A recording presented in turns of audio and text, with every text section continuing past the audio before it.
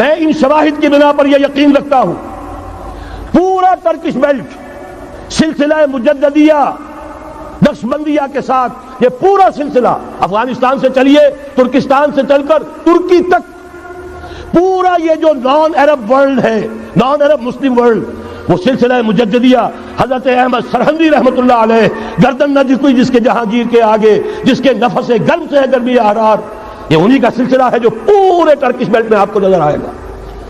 پھر شاہ ولی اللہ جیسا مفکر. بہرحال یہ تمام شواہد ہیں اور میرے لیے تو سب سے بڑے شواہد جو ہے اب وہ احادیث دیکھیے جو حضور نے بیان فرمائی. جب یہ مارکا گرم ہوگا ایک حدیث ہے حضور فرماتے ہیں ابن ماجہ کی روایت ہے حضرت عبداللہ ابن حارث رضی اللہ تعالی عنہ سے یخرج ناس من المشرق یوتئون للمہدی یعنی سلطان ہی.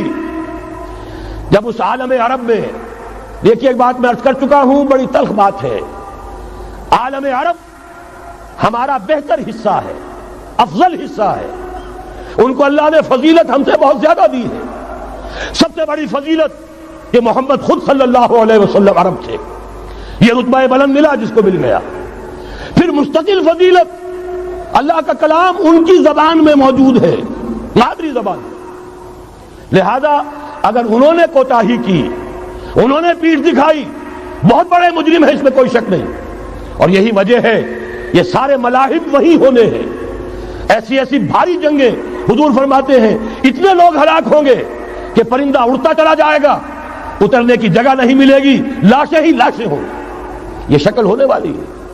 اور میں تو چونکہ ایک مضمون اور کتابچے کی شکل میں بھی شائع ہو چکا ہے اس میں کہ حضور کی اس حدیث کے حوالے سے میری امت پر بھی وہ سب کچھ وارد ہوگا جو سابقہ امت پر ہوا اسی کے حوالے سے عرض کر چکا ہوں. اگر اس صدی میں ہولوکاسٹ میں 60 لاکھ یہودی مارا گیا ہے کوئی اسی کا دوبارہ چربا جو ہے امت مسلمہ پر بھی آنے والا ہے. لیکن اس کے بعد پھر ان کے لیے فوجیں جائیں گی مشرق سے. وہاں جو امام ہوں گے جو بھی ان کو لیڈ کر رہے ہوں گے حضرت مہدی. یہ تصور ذہن میں رکھیے ہمارے مابین اور عیسائیوں کے مابین حضرت مسیح کی ذات مشترک اگرچہ ان کا یہ عقیدہ ہے کہ وہ سولی دیے گئے فوت ہو گئے معاذ اللہ ثم معاذ اللہ پھر زندہ ہو کر آسمان پر گئے پھر آئیں گے. ہم کہتے ہیں نہیں وہ سولی دیے ہی نہیں گئے وہ زندہ آسمان پر اٹھائے گئے واپس آئیں گے. گویا کہ بہت حد تک اشتراک ہے لیکن ایک اختلاف بھی ہے. اسی طرح حضرت مہدی کے بارے میں شیعہ اور سنی تصورات میں اتفاق بھی ہے اختلاف بھی ہے. یقیناً امت مسلمہ امت عرب مجھے تو اقبال کا وہ شعر یاد آتا ہے خون اسرائیل آ جاتا ہے آخر جوش میں توڑ دیتا ہے کوئی موسیٰ طلسم سامری. تو کیا خون اسماعیل جوش میں نہیں آئے گا؟ حضرت اسماعیل کی نسل میں حضور اور حضور کی صاحبزادی حضرت فاطمہ رضی اللہ تعالی عنہا حضور نے فرمایا میری اس بیٹی کی نسل میں اللہ تعالیٰ ایک شخص کو اٹھائے گا جو اس وقت مسلمانوں کی قیادت کرے گا. یہ چیز ہمارے اور اہل تشیع کے مابین مشترک. فرق یہ ہے وہ سمجھتے ہیں کہ ان کے 12ویں امام کہ جو آج سے 1200 برس قبل روپوش ہو گئے تھے وہ ظاہر ہوں گے. ہمارے نزدیک نہیں وہ پیدا ہوں گے نو مولود ہوں گے عام انسانوں کی طرح آئیں گے ہوں گے نسل فاطمہ میں سے رضی اللہ تعالی عنہا اور وہ اس وقت عربوں کی قیادت کریں گے. خون اسماعیل آ جائے گا آخر جوش میں اور کوئی حضرت مہدی وہ آئیں گے اور اٹھیں گے اور قیادت کریں گے دجال سے مقابلہ کریں گے اور اس ملاحم کے اندر قیادت فرمائیں گے. لیکن ان کی مدد کے لیے مشرق سے فوجیں آئیں گی. گویا کہ پہلے مشرقی کسی ملک میں یہ نظام قائم ہو چکا ہوگا کوئی ایسی طاقت وجود میں آ چکی ہوگی کہ جب وہاں بھٹی دہکے گی تو وہاں کے مسلمانوں کی امداد مشرقی ممالک سے جائے گی. اور ایک دوسری حدیث میں یہ تو ترمذی کی روایت ہے کتب حدیث میں تیسرے نمبر پر کتاب یہی ہے صحیح بخاری صحیح مسلم پھر یہ جامع ترمذی.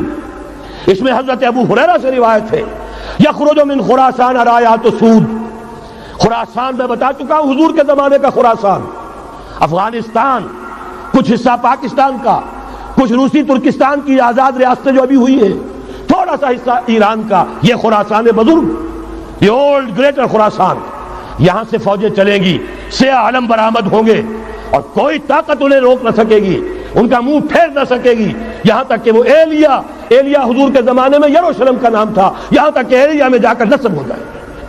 گویا کہ یہ جو ہمارے ہاتھ سے نکلا ہے قبضے سے پہلے بھی عربوں کے ہاتھوں سے نکلا تھا بیت المقدس یروشلم، عرب واپس نہیں لے سکے تھے، کرد خون صلاح الدین ایوبی اس نے واپس لیا، عربوں میں دم نہیں رہا تھا، عیاشیوں کی وجہ سے کھوکھلے ہو چکے تھے۔ میں تجھ کو بتاتا ہوں تقدیر امم کیا ہے، شمشیر و سنا اول، طاؤس و رباب آخر۔ یہی وجہ ہے کہ تقریباً 20 صدی کے بعد ان کی حکومت ختم، آشمارا حق بود در خون بارت بر زمین بر زوال ملک مستعصم امیر المومنین۔ یہ ہوا کہ نہیں ہوا؟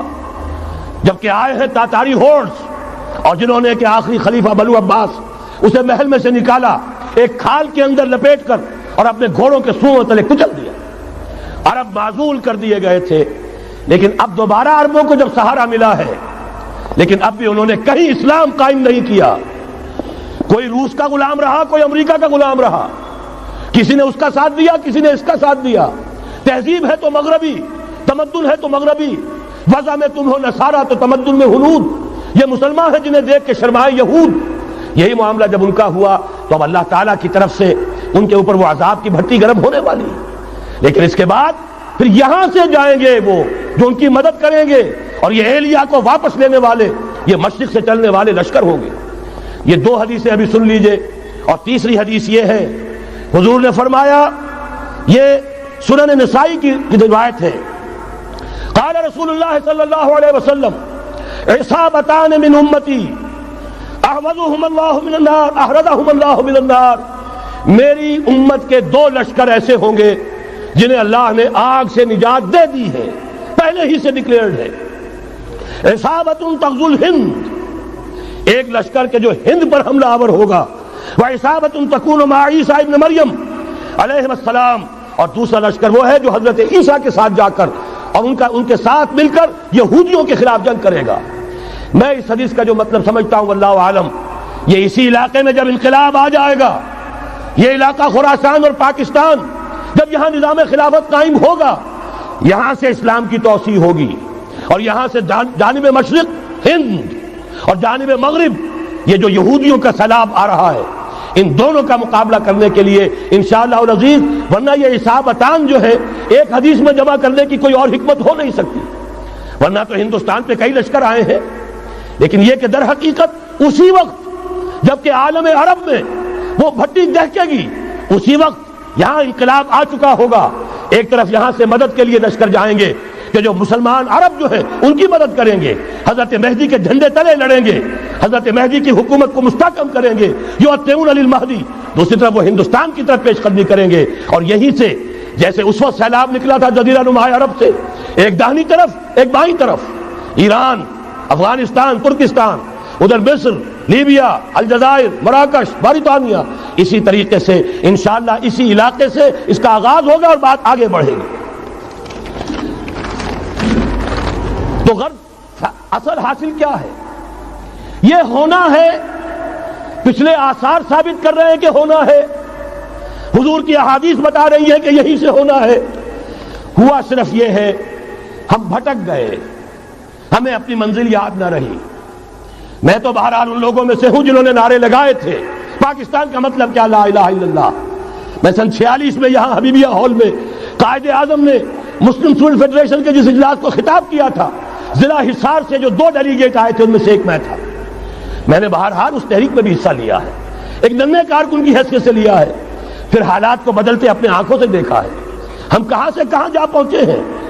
ضرورت صرف اس بات کی ہے کہ آج ہمارا حال یہ ہے، ہماری قیادت، ہماری سیاست ان لوگوں کے ہاتھ میں ہے کہ وہ فریب خوردہ شاہی کے پلاح و کرگسوں میں اسے کیا خبر کہ کیا ہے، تب وہ تاب جاویدانہ، ان کی تہذیب مغربی، ان کی ذہنیت مغربی، ان کی وضاقتہ مغربی، ان کا تمدن مغربی، ان کی سوچ مغربی، ان کے سارے اطوار مغربی۔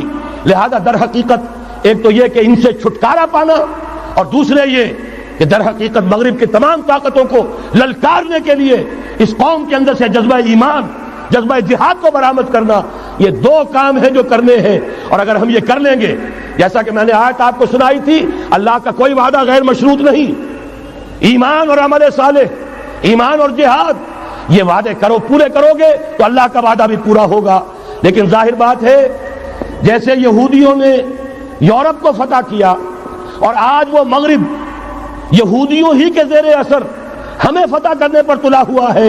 آج نوٹ کیجئے، جس طرح 3 اطراف سے یہودیوں نے حملہ کیا یورپ پر، میں اس کا تذکرہ کر چکا ہوں، آج ہم پر بھی اسی طرح کا 3 pronged اٹیک ہے۔ نمبر 1، ایٹمی دانت نہ نکلنے پائیں اس قوم کے، رول بیک کرانے کے لیے خاموش ڈپلومیسی، اس کے ہتھ کنڈے، کہیں ان میں طاقت نہ ہو جائے، کہیں یہ چیلنج کرنے کی پوزیشن میں نہ آ جائیں، اپنے پاس ایٹمک ہتھیاروں کے انبار ہوں، لیکن کسی مسلمان ملک کے پاس آ گیا تو وہ اسلامک بام بن جائے گا۔ اگر وہ اسرائیل کے پاس ہیں کوئی حرج نہیں، لیکن پاکستان کے پاس کسی صورت میں اسلحہ نہیں ہونا چاہیے۔ کمزور رکھو، ہمارے دستے نگر رہے، ہماری ہی مرضی پر، ہمارے چشم ابرو کے اشارے پر حرکت کریں۔ نمبر 2، اباحیت، بے حیائی، عریانی، فحاشی، اس کا سیلاب، اور سب سے بڑھ کر خاندانی نظام کو برباد کرنے کے لیے یہ بہبود آبادی کا پروگرام۔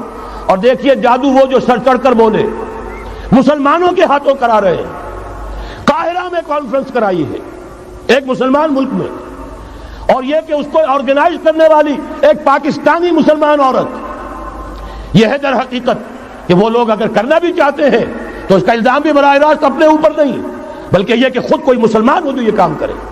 اب جو سیلاب آئے گا، جس کے لیے مدد بھی دی جا رہی ہے، اس سے ہمارے سارے بندے حیا ٹوٹ کر رہ جائیں گے، خاندانی نظام درم برم ہو کر رہ جائے گا۔ جو ابھی تک اللہ کا شکر ہے کہ ہمارے ملک کے اندر انٹیکٹ ہے کچھ اوپر کا طبقہ جو بالکل ہی مغربی تہذیب میں رنگا گیا ہے، ورنہ ہمارے ہاں خاندان کا نظام ابھی انٹیکٹ ہے۔ لیکن یہ کہ یہ سیلاب بھی بڑی شدت سے آ رہا ہے، یہ چیزیں بیک وقت کیوں ہو رہی ہیں؟ اور تیسرا اور سب سے زیادہ سٹل وار، سب سے زیادہ یوں سمجھیے کہ جو لطیف، جو کہ ایک طرح کا احسان جتایا جا رہا ہے، ڈالروں کی اب یلغار۔ اب یہاں پر امریکی سرمایہ، ڈالر چاہے مشرق سے آئے چاہے مغرب سے آئے، وہ یہودیوں کا اعلی کار ہے۔ آپ نے اگر $1 نوٹ کا اگر کبھی نقشہ دیکھا ہو، اس کے اوپر جو سگنیا بنا ہوا ہے، جو نشان ہے، وہ کیا ہے؟ پیرامڈ، احرام مصر۔ یہ کن کے لیے اہمیت رکھتے ہیں؟ ہزارہا یہودیوں کا خون اور ان کی ہڈیاں ان پیرامڈز کے تلے دبی ہوئی۔